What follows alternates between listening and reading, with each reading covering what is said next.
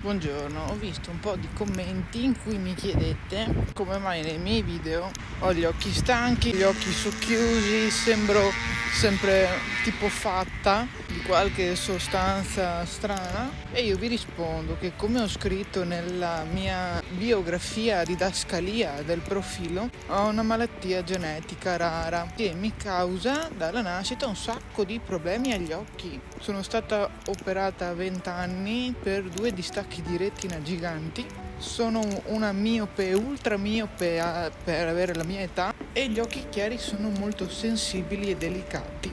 Io ho elencato solo il problema agli occhi, ma questa malattia mi causa anche problemi al cuore. Nel 2020 sono stata operata a cuore aperto, problemi di emorragie, per questo l'anno scorso sono stata operata di isterectomia. Si chiama sindrome di Noonan, cercatela su Google, troverete i miei video. Cerco in tutti i modi di farla conoscere il più possibile.